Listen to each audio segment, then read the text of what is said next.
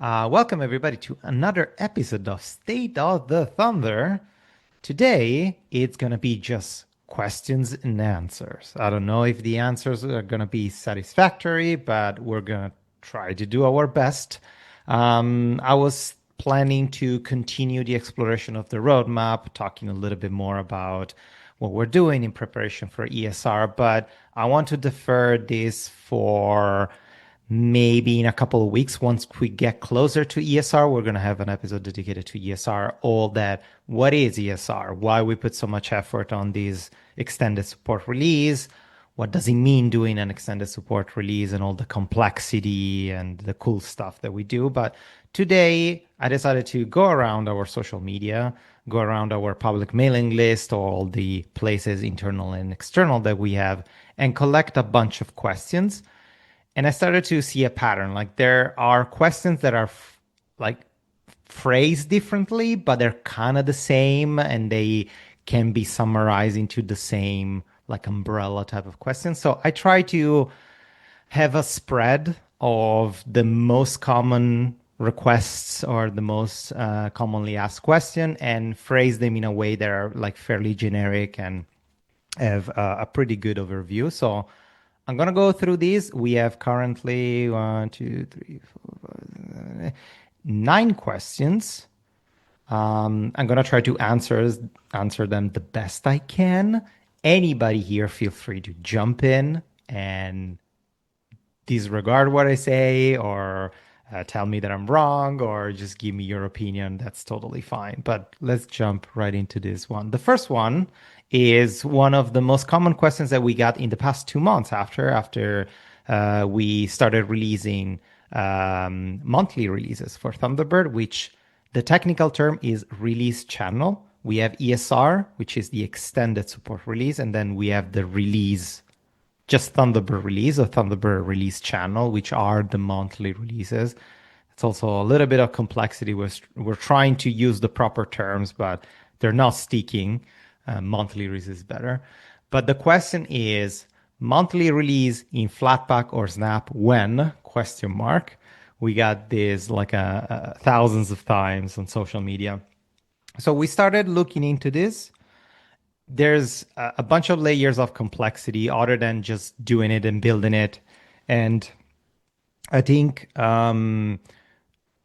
Snap more easily offers alpha, beta, and stable channels. Flatpak is a little bit more finicky, but the main complexity is from our point of view and is from the point of supporting add-ons and extensions. Our add-ons community, our extensions developers community never had to deal with constant monthly updates of extensions. It's usually always targeting ESR, so once a year, and in preparation of ESR, we try to release updated API and updated documentation, and we do a little bit of internal audit of add-ons that are largely used, like the top 10 add-ons or whatever we can, to see if they're compatible with the new ESR. Switching to monthly releases changes a lot of things. So that's why we are slowly trickling in monthly releases first from our website, and then slowly in a few months, maybe we're going to try to ping the user a little bit more directly to switch to it. But before we do that, we need to make sure that people that rely on add-ons when they switch, or things work out of the box, or we have a warning or an option, or we make the users aware, hey, you're switching to monthly or to the release channel. These 2 add-ons out of 5 that you have are not compatible, and add-ons developer, they need to update them monthly and things like that. So it's a big lift and a big ask, and we're trying to do it a little bit more carefully. But yeah, so it's in the plans to have monthly release on both Flatpak and Snap and all our distribution channels, but it's going to take a little while. There's also another aspect which we always mention is the limited resources that we have. We currently have only 2 release engineers. I see one of them is here in the event. I don't know if they want to say something, but they already do a lot. 2 people, they do like daily release, beta releases, monthly releases. They're preparing for ESR releases every time there's a merge, like a switch of a version merge from Mozilla Central. We need to follow along, and that sometimes takes a few hours or sometimes takes a few days. They have a lot on their plate, so asking them also. And we just added also as well, if I'm not wrong, Android releases, which those they come in monthly and then stable, and then daily releases as well, and iOS as well. So like two people releasing probably like 15 different versions every couple of weeks. It's kind of insane. So we decided to let's defer Flatpak or Snap for once things are more automated and more settled, and we're more confident that we can continue that effort without stopping. So thank you for the question. Hopefully the answer was satisfactory. Switching to the next question. This is a question that comes directly from the Italian community. I get a good feedback about how the email section of Thunderbird desktop works almost flawlessly with assistive technologies, especially with screen readers. Thunderbird works great with screen readers in the email tab, but it struggles with the calendar and other sections. Our audience, our users, they saw the improvements that we put in since 1.15, since the Supernova releases, and they're very satisfied with the state of the email side of things. But everything else is still needs to catch up. So the question is, what is your approach to improve accessibility for assistive technologies? This is it's a simple question, but opens up a lot of different things because accessibility should never be an afterthought. And I will admit, let's admit our faults. We always, because we didn't have the resources in the past, but we always checked for accessibility after the fact. Like we first built the thing or built the section, and then we did an inspector mode and tried to see like, is it accessible? Does this even work? And things like that. We're completely changing this approach, and we are building things from the ground up with accessibility in mind. The first thing that we do is we try to use standard web components, and we respect their semantics and we respect the accessibility. We try to not create custom things. Even the message list is a table. It's an HTML table, and we use the data role, the data sets, and all the things that the W3C specification tells us to do, and we try to abide to those rules. We don't create custom widgets that are just 1,000 different divs. We try to always use real semantic HTML buttons. So that already improves the accessibility because all the assistive technologies, they already work with those elements. They don't need to adapt to how Thunderbird does things, which is not the case for everything else outside the email tab. A lot of the things, especially the old sections, they have custom Zool widgets, custom elements that were created 10 years ago or something like that and never updated. So they don't really respect any rule, no proper tags, no proper labels, no proper markup, and all this kind of stuff. So as we rebuild a lot of sections, we abide to the standards, and we follow the standard semantics for HTML elements. As a second step, we try to always do an audit during review, the bare minimum, like open the inspector tool, go into the accessibility tab of the inspector. Are there any flags? Like that's the basic things that we do. If we check that the inspector doesn't like a specific widget, it's missing an area label, it's missing something else, and we try to do that. The second step is we use the assistive technologies that we have. The basic ones are the operating system voiceovers. We use macOS and Windows. Linux comes with Orca most of the times. That's not the most powerful thing, but we also use the most commonly used assistive technologies tools like NVDA and JAWS. And we do a quick overview, like, is it clear? Like, can be navigated with just keyboard? And is it announcing the widgets properly? And then once we have the full package ready in a build, like on a daily build or a beta build or even in release, then we reach out to partners to do an accessibility audit. And this is a very exciting moment because we partner with Fable, thanks to Mozilla, thanks to our Mozilla parent company. Mozilla has a partnership with Fable, which is a Canadian company that they do accessibility audits. They have a pool of users that they need assistive technologies. We're not just talking about visually impaired users, but also users that use they have motor disability, they cannot use a mouse, they can only use a keyboard, or users that they don't use any peripherals, it's all like visual things, or we have like people on the spectrum. We try to cover as many scenarios as possible with the pool of users that are willing to participate to these audits, and we create a script and we start asking a bunch of questions, and then we try to gather the outcomes and information after this question. I wanted to share a little bit of a little overview of something that we're gonna tackle this month, which is very exciting.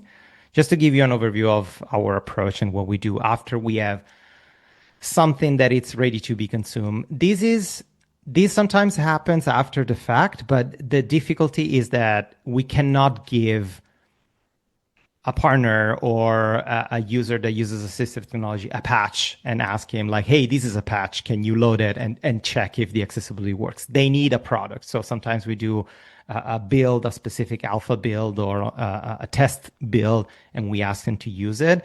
But it's easier to give them a final product and then they can use it. So that's why these accessibility audits are done sometimes, most of the times after the fact, after the widget has been built, and then we can improve it. But yeah, this is the general overview. The goal is to try to see first, learn how the email experience is used and how users that use specific assistive technologies, they interact and behave, and what is their workflow? Where are the friction points? Where do they stop? Can they even complete specific tasks? And the task, and this is something that it's always confusing for people that are not well versed in this world, is the tasks need to be, especially the question that we ask, they need to be as generic as possible. It's not productive to tell the user, hey, can you click, for example, task 3, compose a new email.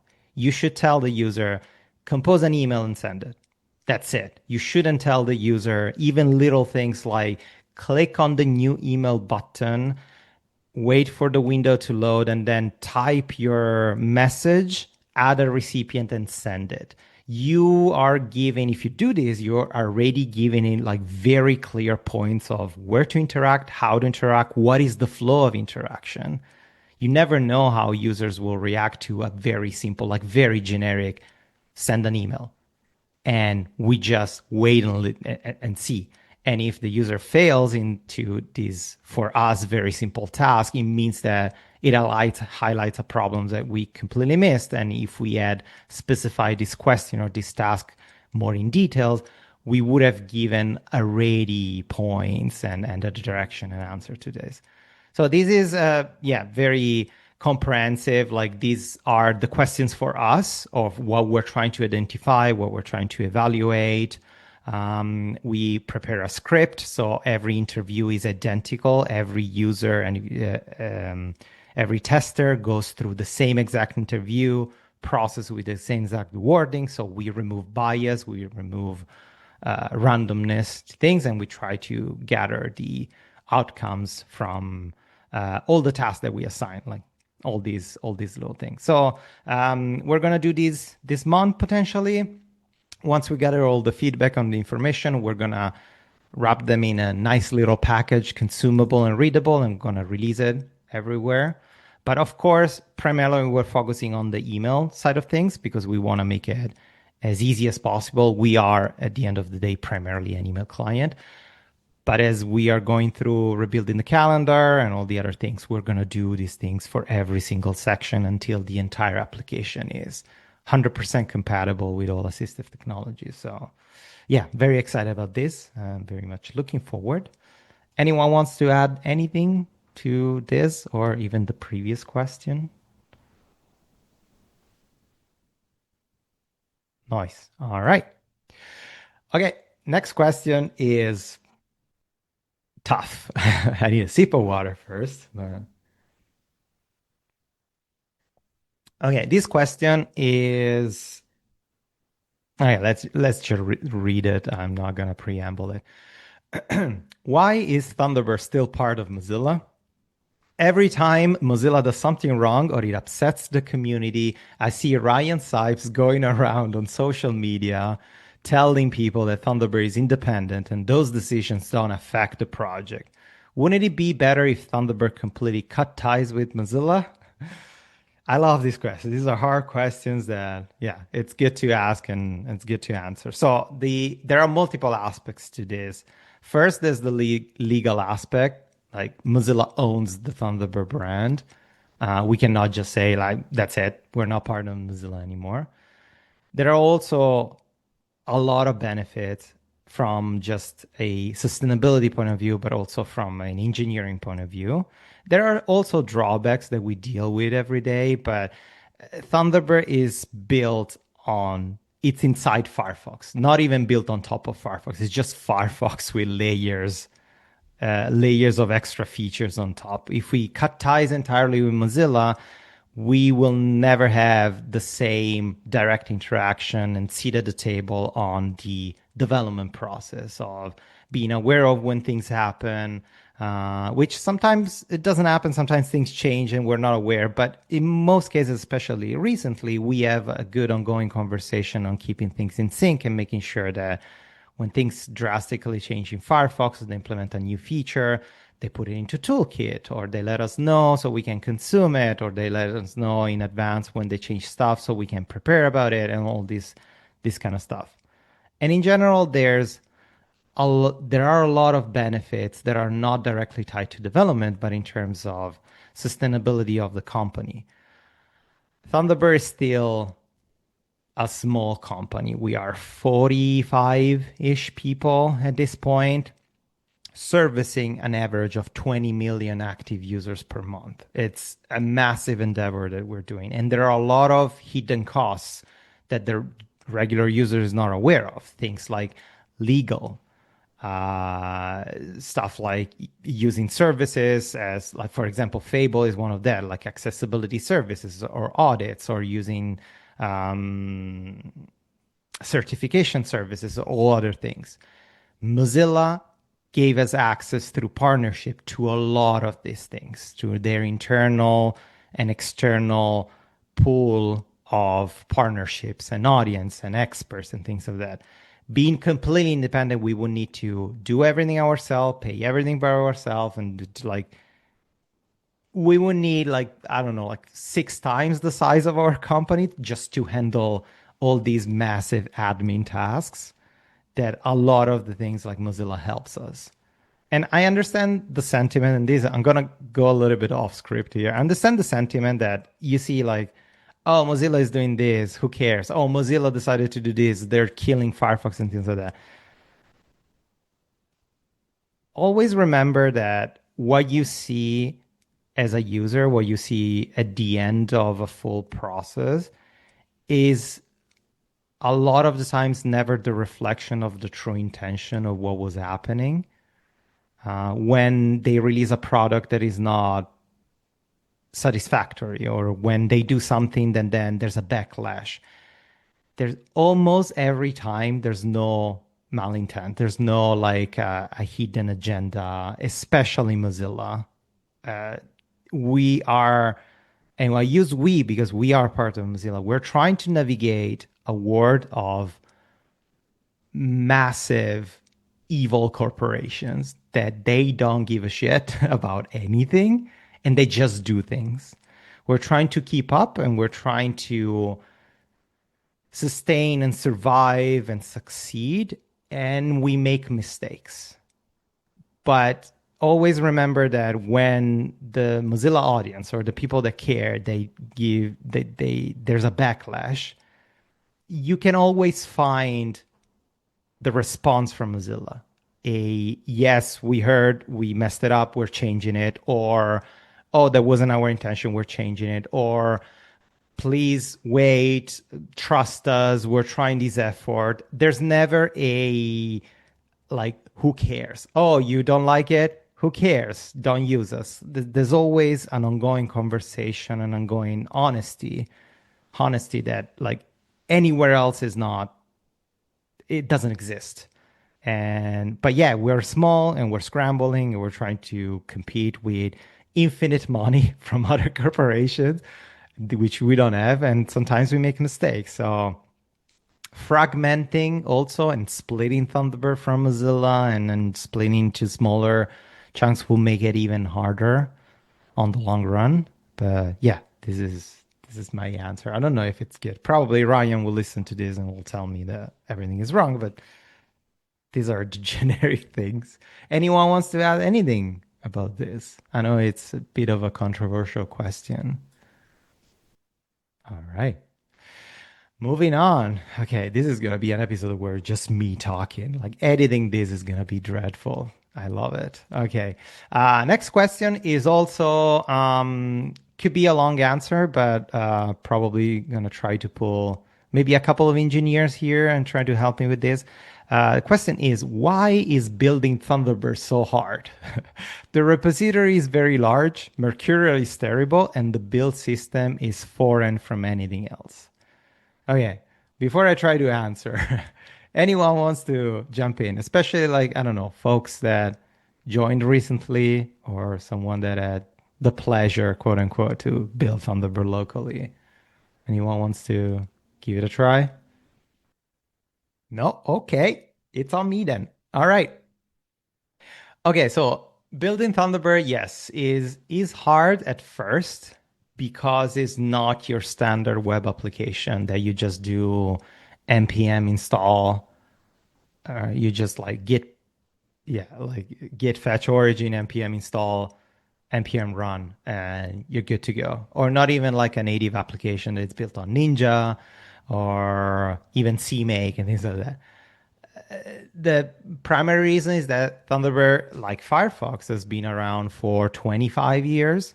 And at that time, build system were like local build system that were reproducible and sort of like self-packaged that you can just like download the repository with the same command in your repository, install all the dependencies, and then build it and run it within the same repository.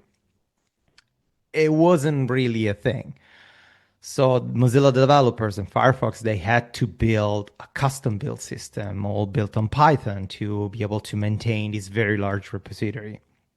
The repository is very large because Thunderbird is part of Firefox. So those 40 gigabytes, it's primarily Firefox. Is building a browser. It's very difficult and it's massive code base to build a browser. Differently from what a lot of people seems to think these days, that building and maintaining a browser is very easy. It's one of the most complicated thing in the world to build and maintain, especially making a successful one for so many years. So we come with that package. And also the code base is so large and there's a lot of historical technical debts and all this stuff. We cannot just say, oh, the Mac, which is our build system, the Mac build system is dated. We shouldn't use it anymore. Let's just switch to Cargo. Oh, let's just switch to NPM. We cannot do it. Like, yes, we could in 2 years if we stop developing everything else. Like, let's rebuild our build system. Everything is so ingrained and so tight that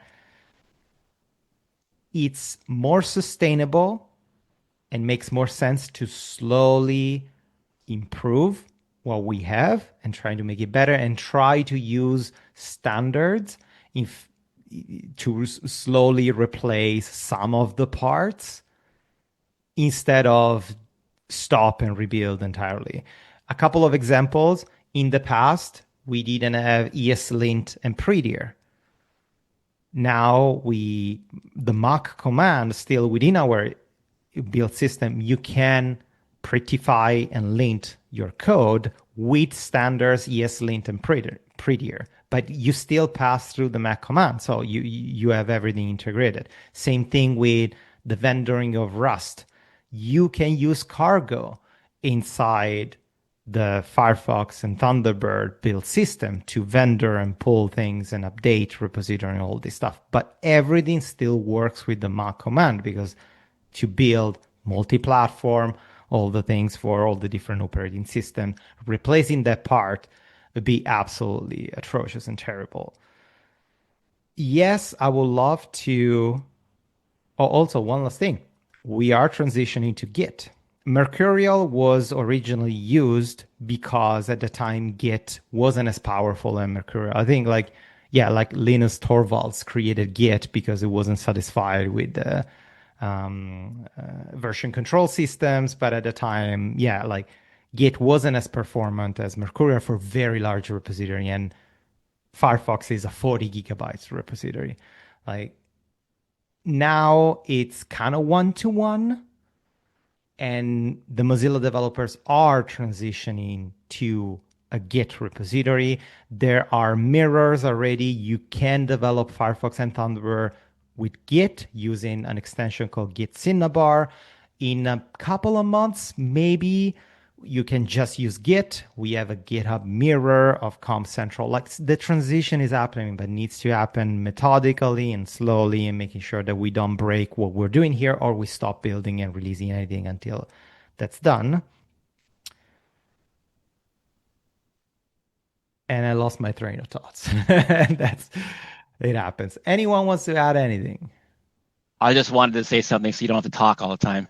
Thank I don't you. actually have anything to add other than it is becoming easier, but do you foresee a day when it will just be as simple as git clone and I don't know, whatever the CMake or Thunderbird is? Uh, I don't know. I wish. I think we are slowly moving towards that one because even as I said, like in the past with the Mac command, even like 6 years ago, building with Mac was just like you just build and run. That's it. Like all the linting, all the vendoring, like you do it manually with other commands. Now everything is integrated. So Mac already uses some standards, a lot of standard things. There are just like small Python scripts that they call a standard script out there. So I think like there's also a carefulness to this to ensure that we're not adopting something that then maybe becomes obsolete in a few Mm. months, and we adopt things that are more long term and stable. But yeah, like one of the thing is I would love to have a the entry barrier to build and contribute to Thunderbird as flat as possible, slow as possible. Also, the Firefox developers are aware of that and they're working on this, but it's gonna take a long time. So yeah, my hope is yes, I envision a future where it's just git clone, build, and it works out of the box, which kind of does already. Yeah, it's so much closer than 6 years ago. So much progress has been made, right? Mhm. I was So just yeah. gonna, is that, I was just gonna jump in and say, I mean, I feel like it is pretty close to that, especially for like a large native code base, given some of the other ones that I've worked on. It's not a standard build system, so you don't have like your standard like autoconf, then make install, and you don't, or it's you CMake, make install, Mhm. but you still have all of the, but I mean, it is basically, I mean, it's two clones, but other than that, it's pretty straightforward build setup and compared to some of the other ones that I've worked with. Yeah, yeah, absolutely.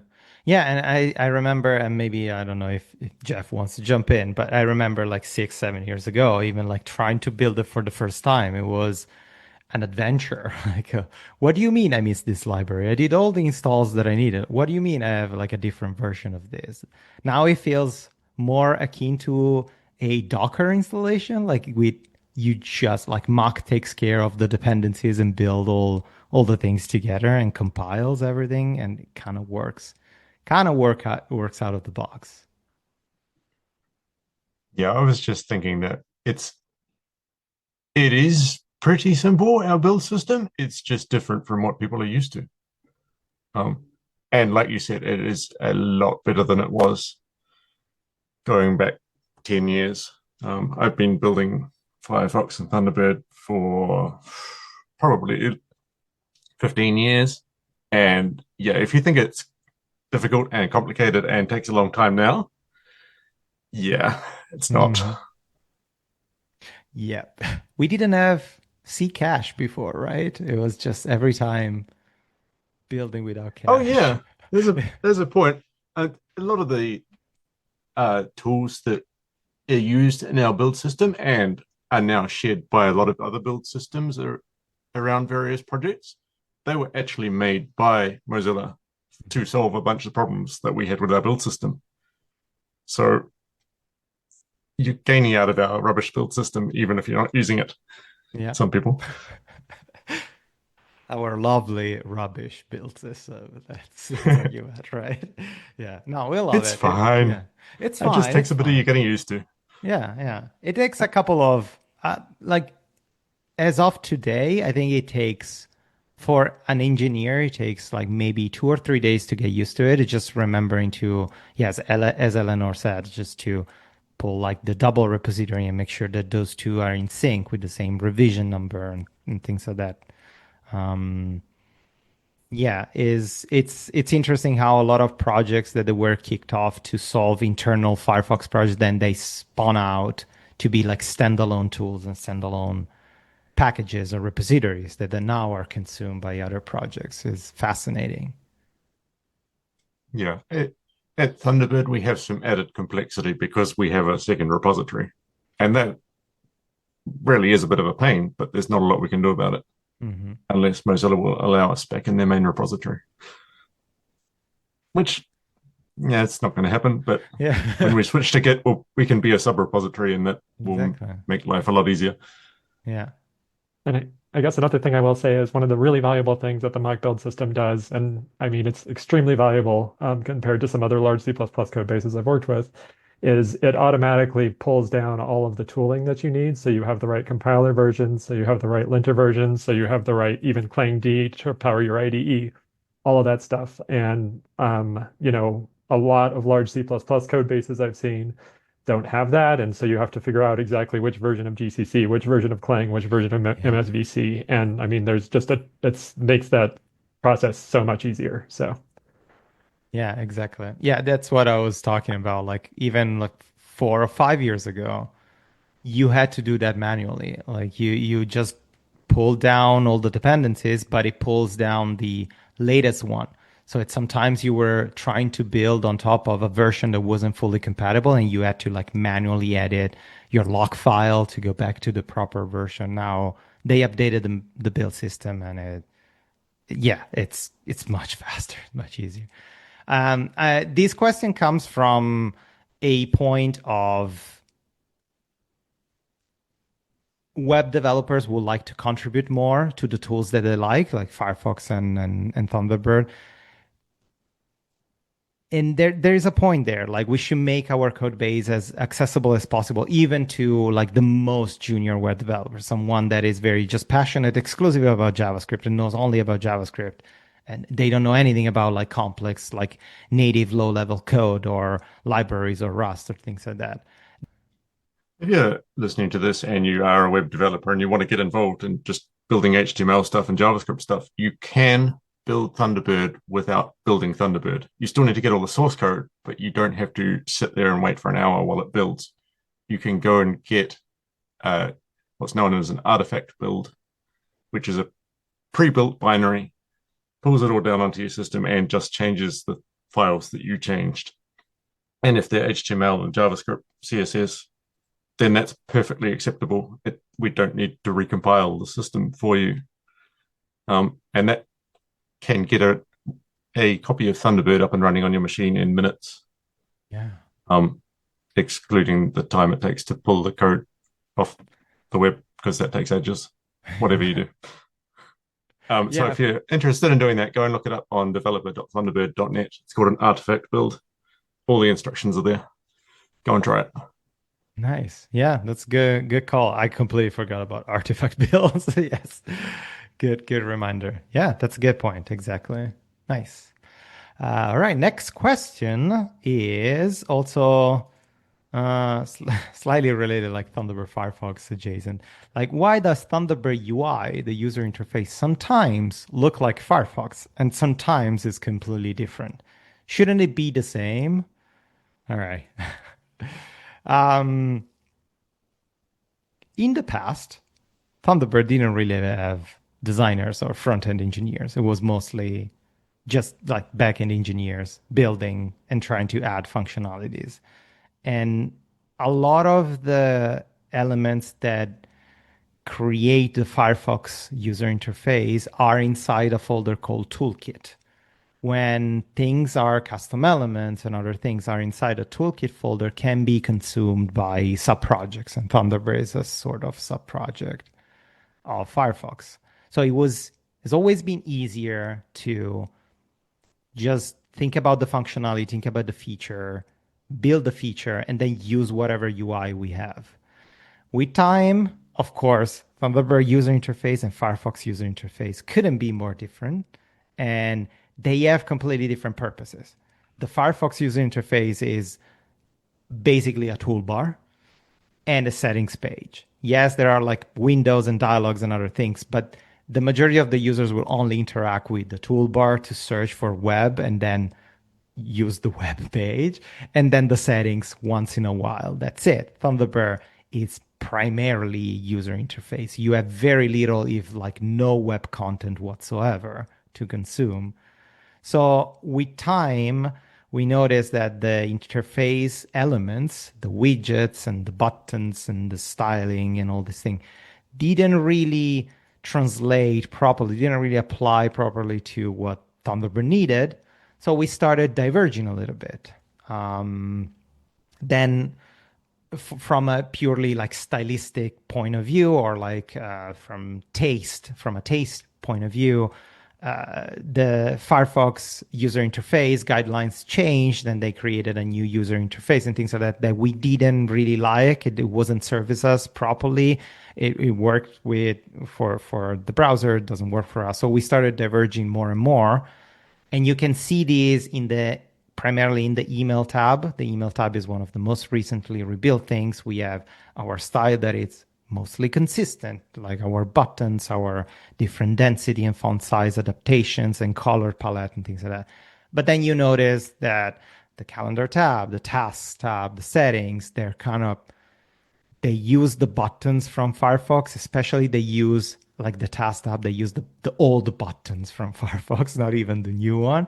And then the settings pages, account settings and preferences are pretty much the same exact style as the Firefox ones because it's easier to build a feature and inherit and consume what it's already available rather than we need to build a feature and we need to also build a completely new user interface on top of it. Things are different now. We have an actual design team. We have a design manager. We have front-end engineers. We have like people that can think about this and you're seeing it. You're starting to consume areas and you're going to see it in the next ESR with Account Tab, a little bit more owned experience, a little bit more guided user experience and user interface. We just released our bolt.thunderbird.net design system. We're populating it as we go. So it's going to slowly happen that Thunderbird is going to have its own user interface that is completely different from Firefox and it's disconnected, but it takes a while. Andy, if to answer the last part of the question that shouldn't it be the same, wouldn't it be easier to be the same? The answer is no, absolutely not. It cannot scale, it cannot grow, it's not sustainable. We need to have our own interface. Next question. Related. We kind of just already answered this one. Can I use Git to work on Thunderbird? Yes, you can. There's an extension called Git Cinnabar, which you can already use on top of the Mercurial repository. We have a GitHub mirror of our repository of ComCentral on our GitHub organization. But as I said, in a few months, Firefox is switching to Git, and consequentially also Thunderbird will switch to Git as primary repository. I think the Mercurial side is always going to be around for a while, so users can use both. We're updating our tools like Bugzilla and Fabricator to accept both patches from Mercurial and Git. But yeah, if you're adventurous, you can start experimenting with this right now. So yes, please try it and let us know because we haven't. I don't know if anyone in the team already switched to Git and is experimenting with that, but we will sooner or later we'll start building something. Next question. Okay, iOS, Android, and desktop look and features. Period. Is there a plan to unify all of those and have the same experience on all devices? Oh, this is a packed question. Same experience. What do you mean? Okay, same interface, and Laurel can speak to this if she wants to jump in, but same interface, sort of. I think we talked about this in the past in also other sessions.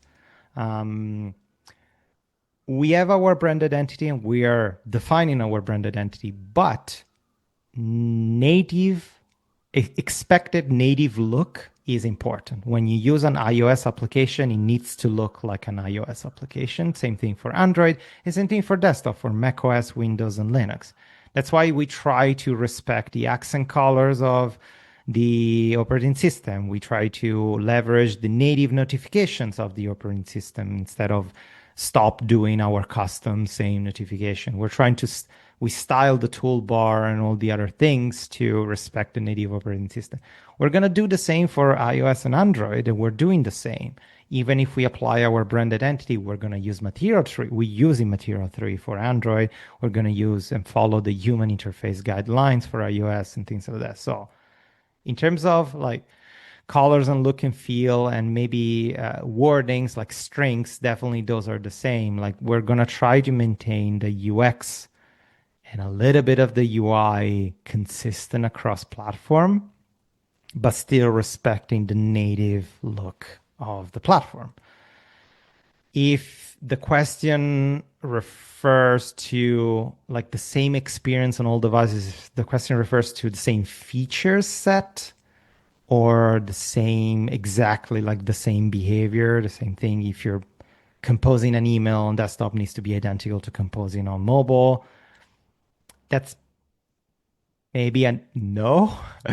That's a very broad, larger question. Maybe we could have a session about this in terms of like a UX focus session about a feature that you're used to use and it was built with desktop in mind and is like mouse or keyboard centric, doesn't really translate one-to-one to a mobile interface. You can make it happen, of course, but I wouldn't want to manage my folder filters on my phone. That would be kind of insane. We can make it happen if there's a strong request, but for now we're trying to have a more holistic approach, something that is like what are the most important usage of and workflows on your phone. Like you need to read emails and compose emails and maybe archive or delete emails. Let's focus on those things. Then very advanced thing like changing your server settings or connecting to a local host or customizing your folder colors. Those are things that are extra that kind of make sense on desktop, but maybe on mobile, not really. So it's, yeah, this is a vague answer that is maybe we're going to have similar experiences, but not the same. I don't know. We're at the last question. We did it. Oh my goodness. I'm losing my voice, but we did it. Last question is why Thunderbird doesn't offer a fully responsive user interface? It would be easier to use it on Linux tablets, and it could also be packaged for mobile. This is kind of similar to the previous one. I think we answer something like that in a previous session. Yeah, there are multiple aspects to this question. Like, first, a fully responsive UI is very tricky to do, especially because we are not a web page, is not a fully on web application. Yes, we use web components, but we still have things like sidebars and toolbars and things like that, that it's very complicated to make fully responsive. We can make it happen, but primarily Thunderbird was envisioned for a desktop device. One thing that we're focusing on is smaller sizes desktop. We got feedback in the past of users on a very small laptop, like, I don't know, like where you're, thanks to Windows, you have your Windows taskbar and then Thunderbird has the toolbar on top. So your height area of your laptop is only like 600 pixels or less. We try to do our interface so in a way that it can be adapted to it. We offer, as new features, we offer like density change and font size change and adapting to the font size so the interface can scale.